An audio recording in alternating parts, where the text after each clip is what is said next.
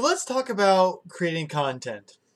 Hi everyone, I'm back for another Dungeon Master Crash Course. Today I was at work actually, and I just had the thought of I should talk about how I go about creating content. This I've probably touched on it I think throughout my various videos and such, and I just want to sit down, mostly because I just kind of some thoughts in my head. I just kind of want to talk about them. I think when I create content, it links a lot to my players. Ultimately, I create content for my players. As much as I enjoy what I'm doing, and I enjoy just telling the stories and seeing what happens, experiencing the stories as they unfold with what I create and what my players create at the table, I enjoy that as much as everything. But granted, that's just it. I create my content and so that I can bring it to my players and they can kind of bring the other half, if you will, and together we create an amazing story, I feel like.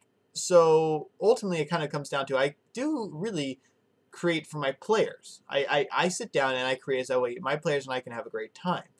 And as such, when I create content, it varies a lot on the type of players I have. And I think that's seen, especially as I run two campaigns. I run the Uvengard, and I run the Red Group, the Lords of Perisher, I guess I could call them. Because of that, because of the players in each group are so vastly different, I feel like. And maybe not vastly different, but they are distinctly different. That my methods are different as well, and I'll talk about them both. I guess I'll go ahead and start with the Uvengard, because I kind of like just starting with them off. They were my first campaign. That's kind of how I begun things. Because those players tend to be a lot more... They're audience members. As I talked about different types of players and stuff like that, because they're audience members, they sit back and just kind of wait for the ride.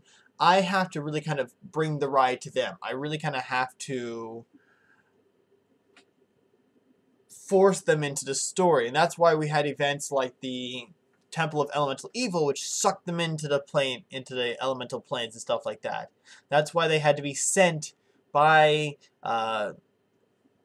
the priest, the advisor to Fritzlis. That's why he had to be sent to Kurik to complete this other stuff. I mean, I just had to kind of force them, if you will. And maybe someone could argue that I'm forcing my players to do stuff, and I'll say, true, but that's what it takes in order to get them going along the storyline. If I didn't force them to do things, they would spend probably 70% of the session just sitting at the table, either talking about other stuff or kind of wondering, well, I don't know, what do you want to do? I don't know, what do you want to do? Let's kind of do this, okay. They kind of take their time through it. No one really wanted to take charge until the last second.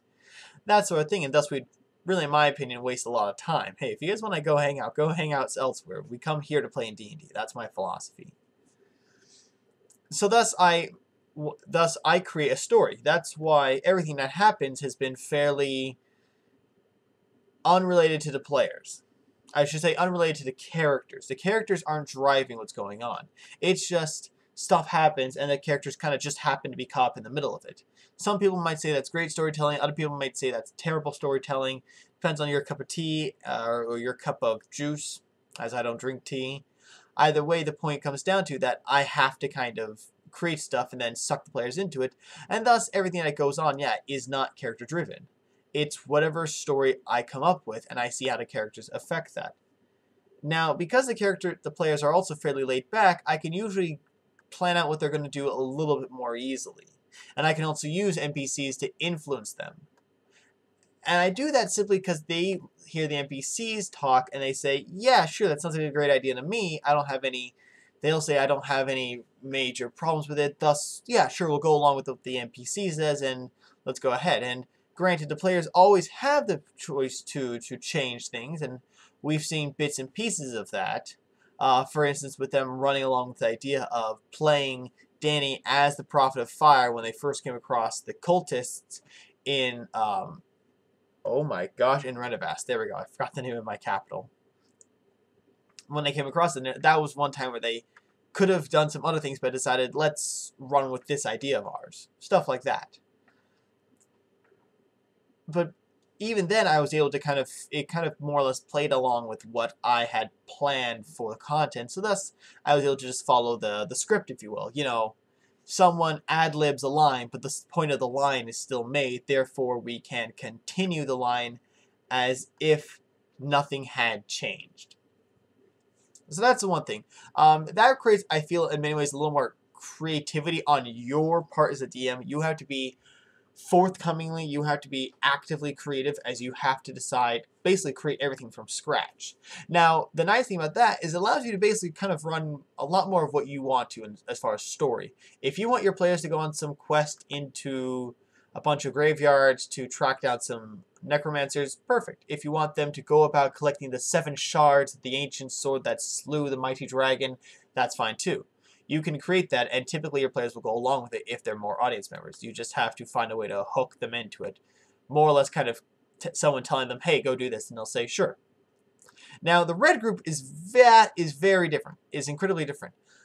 Those 3 players are all very much players. They think about and they scheme to an insane degree. They're on an insane side of the spectrum, really, of how much they scheme outside the game, especially Teddy and Nathaniel. Those guys talk constantly about D&D and their plans for their characters and the campaign and such. There was some stuff recently happened where they said, okay, execute Order 66. And it, they're joking a little bit about Star Wars, but there was like, yeah, 66 is actually not too far off. We actually have a couple dozen different ideas and plans. And I believe them. I honestly believe that they probably have at least 24 different plans and ideas of stuff they could do in response as like, kind of, oh shoot, this happened, execute Order 23. And they would instantly know, okay, this is what we need to do. The point being, they talk about it and they scheme, they know what their characters are, they know what their characters are like and stuff like that. As such, they have a lot more plot hooks. I can go into their backgrounds and I can pull out all sorts of different plot hooks for content. I've done that several times. Deslin went off on a journey, led the group on a journey to kill the white orc that killed his family in a story of revenge. Vishnu returned to the monastery where he was trained as a monk to retrieve an artifact he wanted to, as well as trying to kind of just prove that he was the strongest. Altamizai returned home, had some stuff going on with the Shadow. We're getting ready for Lord Torvin, who's one of Anthony's characters, to go back to where he's from to try and not reclaim his throne, but basically, again, reclaim an artifact. These guys want their characters to all be the most powerful as possible, so they basically come up with, well, there's this artifact where I'm from that I'd like, and since they are engaged with my stuff and they say, hey, where could this fit in? How could this fit in with your world? I say, well, let's make it fit. So I'm absolutely down for that. And thus, there's all these kind of things where they'll say, hey, I have this thing I want to do, my character wants to do. How can we make this work? And I say, okay, well, let's talk.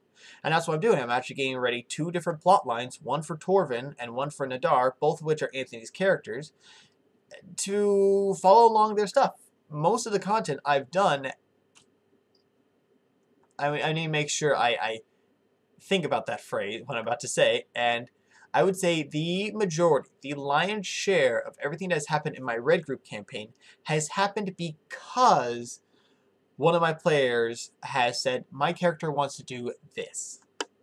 And whether they just spring that on me or whether they talk to me a couple weeks in advance and we start planning everything, it varies, but the point is, there is a lot of discussion that goes on, thus there's a lot of preparation that goes into things, and it makes it easier for me as basically the players bring me the ideas and then I just have to refine them. Of course, I should make a caveat and say that all my creativity from probably about the last year or so, I've had the blessing of having my best friend Olivia, who's acted as a sounding wall. She's a writer and artsy person in general, and I'll pull up in Facebook Messenger and we'll video chat over it, and we'll discuss different ideas. We'll discuss, okay, well, the players want to do this. Well, how do we make that work? How do we make that interesting? How do we make that better? Or more of a quandary and stuff like that. And some of my best work has come from when I've had her. Now, granted, that's just because I've had a second brain. Everything's better when you got 2. So, to kind of recap, I guess, how do I generate content? If you have a bunch of passive players, you're going to need to create a lot more content. You're going to have to basically create the entire thing. Now, that can be easier, so you can still do some simple stuff as you don't have to expect your players aren't going to be engaged, are not going to be, the complexity of your content will not really determine too much the engagement of your players. They'll be equally engaged in a simple plot line with a complex plot line. In fact, they might even be more engaged with a simple one. They're just happy to just sit back and enjoy. So you just got to create something. Take whatever ideas you want to run and make it. It takes a little more overall effort, but you don't have to worry about other people asking for certain things. Simple enough. And then find a way to hook your players into it. Basically have an NPC to go tell them to do it, or ask them to do it. Now, if you have a bunch of players that are more engaged, that have character motivations and have thought about their characters a lot, and what do their characters want and stuff like that, who have lots of motivation, ask them what they want to do. They'll tell you stuff. Create content for that. Ask what their backstory is. Steal some plot. Steal some plot points. Steal something that's unresolved. A brother ran away at home at a younger age. Okay, well maybe the brother shows up.